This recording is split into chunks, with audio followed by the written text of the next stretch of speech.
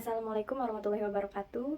Perkenalkan, nama saya Bella Sustika dengan nomor NIM 202304101444. Di sini saya akan mempresentasikan hasil makalah saya mengenai The Social Dilemma.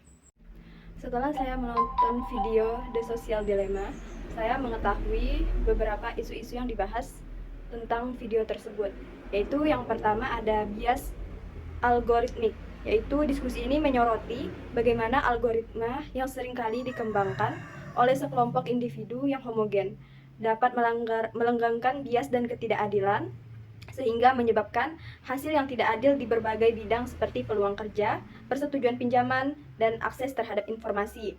Yang kedua yaitu manipulasi dan eksploitasi, yaitu platform teknologi dikritik karena memprioritaskan keterlibatan pengguna dan monetisasi dibandingkan kesejahteraan pengguna, sehingga mengarah pada manipulasi, kecanduan, dan penyebaran informasi yang salah demi keuntungan.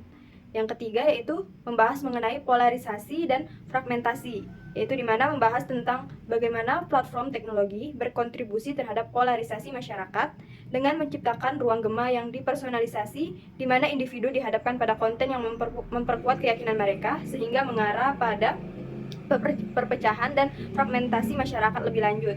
Yang kedua itu dampak baik dan buruk dari penggunaan aplikasi IT. Yang pertama dampak baik yaitu ada kemudahan akses dan komunikasi. Aplikasi IT memungkinkan akses yang lebih mudah terhadap informasi dan komunikasi dengan orang-orang di seluruh dunia. Misalnya, platform media sosial memungkinkan pengguna untuk terhubung dengan teman dan keluarga, serta berbagi pengalaman dan informasi secara instan. Yang kedua yaitu peningkatan efisiensi dan produktivitas. Penggunaan aplikasi IT dapat meningkatkan efisiensi dan produktivitas dalam berbagai bidang, seperti bisnis, pendidikan, dan layanan kesehatan. Aplikasi seperti perangkat lunak manajemen proyek, sistem manajemen informasi, dan alat kolaborasi online memungkinkan tugas-tugas kompleks untuk diselesaikan dengan lebih cepat dan efisien. Yang kedua itu dampak buruk. Dampak buruknya yang pertama itu ketergantungan dan gangguan mental. Penggunaan berlebihan pada aplikasi IT, terutama media sosial dan permainan online, dapat menyebabkan ketergantungan dan gangguan mental. Pengguna seringkali terjebak dalam perilaku yang merugikan seperti penggunaan berlebihan, gangguan tidur, dan isolasi sosial. Yang kedua yaitu privasi dan keamanan data. Penggunaan aplikasi IT meningkatkan risiko terhadap pelanggaran privasi dan keamanan data. Banyak aplikasi mengumpulkan dan menyimpan informasi pribadi pengguna yang dapat dieksploitasi oleh pihak-pihak yang tidak bertanggung jawab untuk tujuan yang tidak etis, seperti pelacakan, penargetan iklan yang agresif, atau bahkan kejahatan siber. Selanjutnya yaitu tanggapan terkait internet dan peralatan pendukungnya sebagai kebutuhan primer. Nah, tanggapan terhadap pernyataan bahwa internet, komputer, media sosial, dan teknologi informasi lainnya telah menjadi kebutuhan primer seperti makanan dapat bervariasi, tergantung pada sudut pandang individu dan konteksnya. Misalnya, yang pertama perspektif ketergantungan teknologi.